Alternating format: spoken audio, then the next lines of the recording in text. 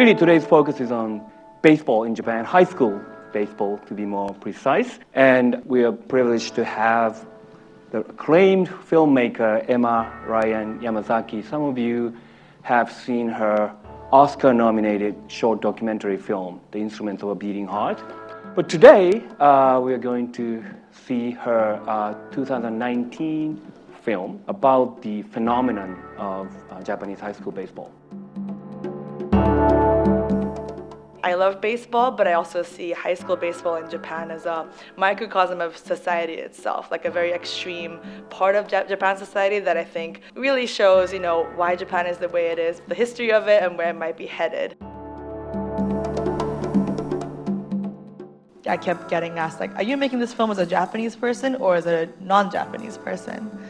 And I'm just like, did you just hear my life? I'm both. I don't know how to answer that question. I grew up in mainstream Japan where this was my life and I loved this world. And I think a lot of why Japan is because of these customs. I'm focused on that. I want the international audience to watch the film. So for Koshien, the reason I chose these schools was to make sure I had Major League Baseball players involved because I wanted America to care. But actually, ultimately the film was also released in Japanese theaters and people were like, we've never seen Koshien this way. We thought we knew Koshien and this is a new perspective. So I think by imagining, trying to reach the international audience, inherently Japanese people get to see it in a new light, which I think has become kind of my strength as a filmmaker, understanding that insider-outsider perspective.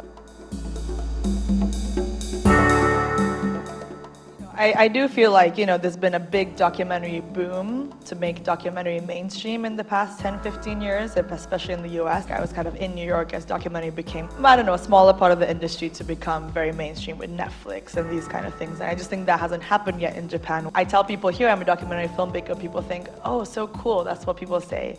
In Japan, they think I'm doing some sort of public service or a very uptight, serious job or something. And so I think that's an indicator. And it's just not something that people is in their daily life. So most documentaries in Japan are narrated, for example. So even with this film, my recent work, the basis is always why didn't you narrate your film?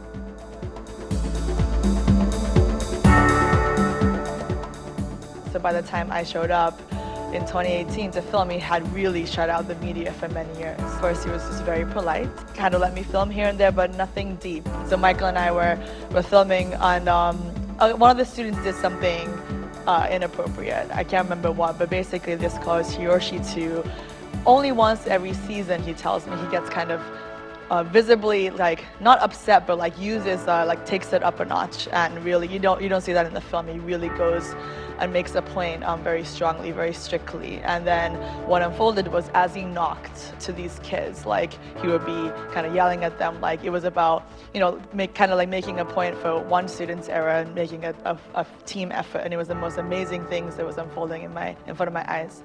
And his deputy basically came over and said, just stop filming, you cannot film this.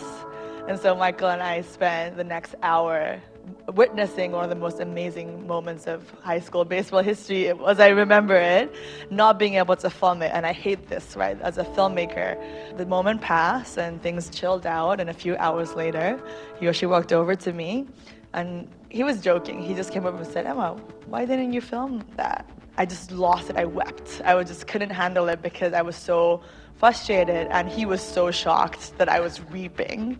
And I think that's when he realized how serious I was. And the next morning, we had no particular plans to film. I just asked my crew to be ready to show up at 6:30 in the morning. And guess what? We filmed those bonsai scenes. So I saw Hiroshi, no communication, just doing his water, giving plants water.